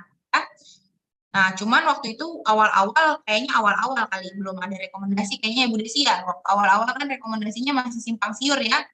Nah, tapi ini jadi masalahnya di mana? Lain kali maksudnya. Mungkin pengalaman yang dulu sebelumnya mungkin ya Bu ya, mungkin ibu ini Oh mungkin ya, zaman COVID pernah dulu di stop ya. ya Ya, mungkin gitu ya. ya. Apa ibu itu kan karena ketidaktahuan ya dari yang saya observasi sih memang dulu waktu itu edarannya juga enggak edarannya belakangan gitu tuh untuk ibu-ibu menyusui memang apa ibu itu waktu itu kan masih dalam tahap penelitian dan lain sebagainya. Nah, sekarang gimana caranya? Kalau anaknya masih di bawah 2 tahun sebaiknya relaksasi lebih baik. Gitu ya, bisa program relaksasi ke konselor laktasi atau konsultan laktasi di rumah sakit atau di klinik-klinik terdekat ya. Oke, Dok. Kemudian dari Ibu Desi Sagita, mohon izin bertanya, apakah ada peraturan pemerintah mengenai dukungan ibu menyusui di lingkungan pekerjaan? Mohon share-nya. Tadi kayaknya ada di paparan juga ya, Dok ya? Nah, itu udah saya paparkan ya, ada undang-undangnya. Jadi kalau ada lingkungan pekerjaan yang memberatkan, halo, udah ada loh undang-undangnya gitu ya. Nanti mungkin boleh minta tolong di-share paparannya ya, Dok ya? Boleh. Siap. Nanti saya kasih slide-nya ya. Kemudian ini ada pertanyaan dari Bapak nih, dari suami nih, Dok. Mungkin dari Bapak Alex. Waduh, Bapak harus langsung dapat hadiah tanpa Iya. tanya sebenarnya nih. Keren Bapak. Kenapa Pak? Dari Bapak Alex Rianto, apakah Bapak Alex Rianto masih bergabung di Zoom? Tadi sebenarnya saya cek masih ada sih sebenarnya ya, Dok ya, Bapaknya. Pertanyaannya saya bacakan aja ya, Dok ya. Dok, istri saya baru melahirkan 6 hari yang lalu dan sampai saat ini ASI belum melancar keluarnya. Makanan apa yang bisa diberikan untuk menunjang produktivitas ASI, Dok? Yang kedua, bagaimana pelaksanaan pijat oksitosin yang benar? Karena selama ini saya sudah melakukan pijat tersebut, tapi belum lancar juga ASINya. Takutnya ada yang salah dengan teknik pemijatan yang saya lakukan. Terima kasih. Oke, yang nomor 2 dulu ya. Kalau dirasa ragu, misalkan udah lihat YouTube nih, ini udah bener, tapi kok enggak ini juga ya. Jangan lupa, kalau bisa ya ibunya dipeluk dulu, boleh ya. Pokoknya dinyamanin deh ibunya. Nah, pada saat pijat, Bapak misalkan udah ngeliat di YouTube dan lain sebagainya, kayaknya udah benar. Nah, nggak perlu ragu untuk ke konselor laktasi untuk diajarin bagaimana cara pijatnya. Karena kalau misalnya sebetulnya di YouTube tuh udah jelas banget, banyak banget kan bagaimana cara pijat oksitosin atau pijat laktasi itu banyak sekali kok. Cari aja yang rumah sakit besar gitu yang bikin videonya. Terus kalau yang nomor 1, istri saya baru melahirkan 6 hari yang lalu dan sampai saat ini ASI belum lancar. Nah, yang harus saya tanyakan adalah definisi ASI belum lancarnya itu seperti apa? Belum lancar tidak keluar sama sekali, atau keluar tapi sedikit, atau apa? Atau gimana nih? Gitu ya. Karena tadi yang seperti saya paparkan bahwa hari ke-6 itu berarti kan laktogenesis kedua ya. Laktogenesis kedua itu masih tergantung hormon ibu. belum tergantung isapan bayi. Jadi nggak perlu khawatir, Bapak tunggu aja sampai hari ke-9. Hari ke-9, pokoknya sekarang Ibu harus belajar posisi dan perlekatan yang baik. Sehingga di hari ke-9 nanti pada saat itu, depends on apa, tergantung dari cara bayinya menghisap, insya Allah lancar tuh asinya keluar banyak. Ya. Kemudian makanan apa yang bisa diberikan untuk menunjang produktivitas ASI? Makanan apa tuh Bu Desi diisi piringku? Pokoknya makanan yang komposisinya Isi piringku gizi seimbang sebenarnya ya dok ya, lebih ke yang penting betul, seimbangnya gizi tadi. seimbang. Betul. Iya, jangan Iya, apa ini Bu Desi, jangan apa Bu makan sayur katuk, Ibu makan sayur katuk, kalau tiap hari ya. Iya. Padahal sebetulnya ASI itu kita juga perlu dari protein tuh yang paling penting gitu ya. Jadi Bu Desi lah tuh lebih ahli. Pokoknya isi piringku tuh harus ditekankan, terutama protein gitu. Iya, siap dok. Kalau daun katuk gitu-gitu gimana Bu? Gimana dok? Apakah itu mempengaruhi? Tadi seperti yang saya bilang, ASI booster mau setruk, mau sekardus juga kita minum, kalau posisi perlekatan kita kurang baik, nggak akan ngaruh gitu ya. Tapi berarti dokter merekomendasikan nggak sih booster? Sampai detik ini penelitiannya belum ada yang signifikan gitu ya, yang mengatakan bahwa itu bermakna. Tetapi apa yang membuat ibu happy dan sugesti pada ibu silahkan dilakukan gitu, asal jangan berlebihan gitu aja ya. Kan ada ibu-ibu yang, dok saya pengen pakai ini, katanya bagus, itu kembali lagi terserah ibunya, yang penting kandungannya jelas, kemudian bukan yang abal-abal gitu, yang lain-lain nggak ada masalah. Yang penting ibu happy, ibu yakin dengan itu atau tanpa itu akan pastinya keluar lancar gitu ya.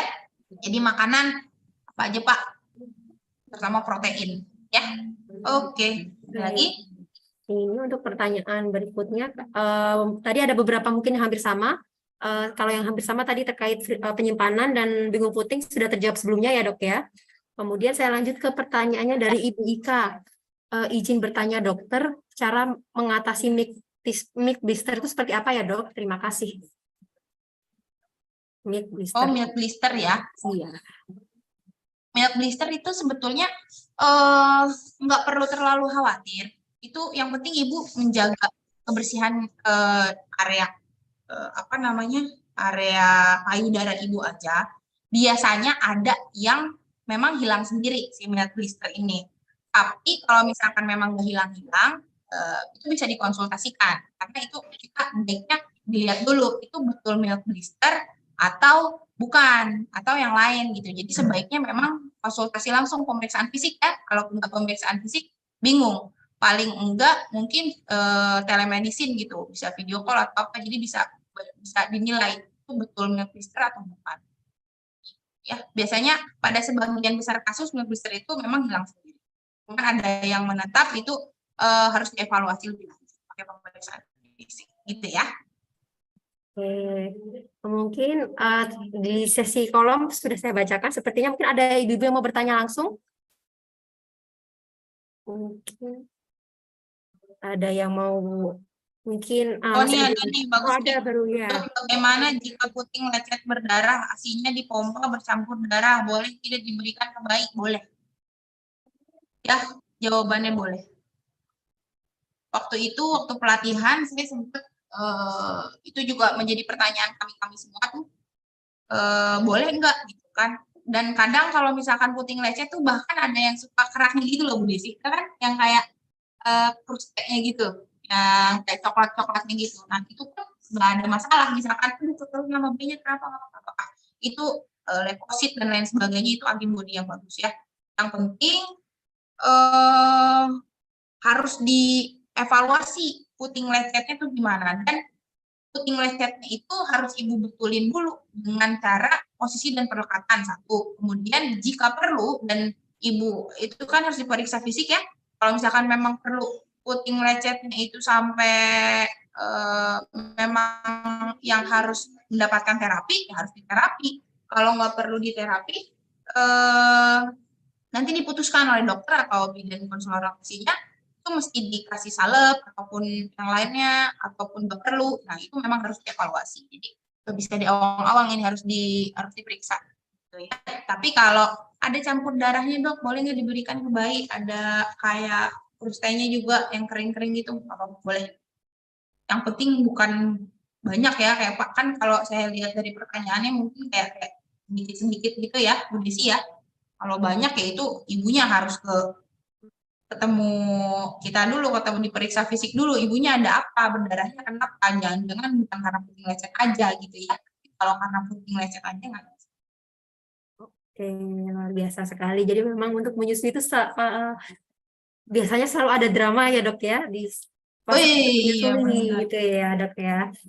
Mungkin sebelum kita akhir ada yang mau ditanyakan lagi untuk ibu-ibu mungkin dari ibu-ibu kader atau mungkin ibu-ibu menyusui yang masih ada di Zoom ini, ada yang mau ditanyakan? Sambil saya ingatkan kembali ya ibu-ibu semua untuk jangan lupa mengisi link absensi yang sudah di-share di kolom chat. Oke. Mungkin sebelum kita tutup, mungkin kameranya bisa dihidupkan dulu, kita foto bersama ya ibu-ibu semua. Jadi biar kita ada dokumentasinya nih. Minta tolong untuk gimana? Ya.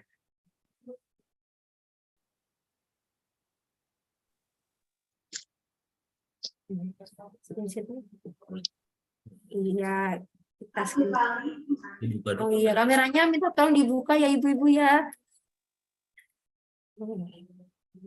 Nah, ibu-ibu cantik nih.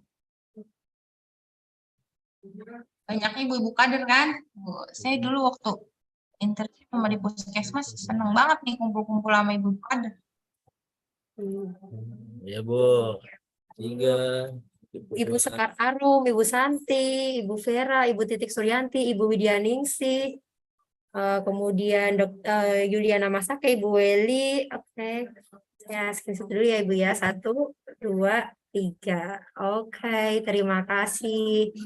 Mungkin sebelum kita akhiri, mungkin kesimpulan yang bisa saya bacakan dari acara kita pagi sampai siang menuju siang ini, kurang lebih bahwa ASI itu adalah air hidup yang tidak dapat digantikan oleh apapun. Dan untuk mendukung keberhasilan menyusui itu bukan hanya dari tugas ibu saja, tapi juga perlu dukungan dari suami, dari keluarga, dan dari lingkungan tempat kerjanya.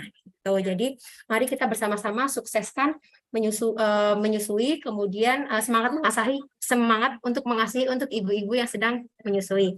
Kurang lebih saya tutup. Terima kasih untuk Dr. Dina yang sudah meluangkan waktunya pada pagi hingga siang hari ini, dan terima kasih untuk ibu-ibu semua. Saya tutup. Billahi taufiq wal hidayah. Wassalamualaikum warahmatullahi wabarakatuh. Waalaikumsalam. Terima kasih ya Bu Desi. Terima kasih semuanya. Dr. Dina. Semoga bermanfaat. Pasti Assalamualaikum. bermanfaat banget ini. Waalaikumsalam warahmatullahi wabarakatuh.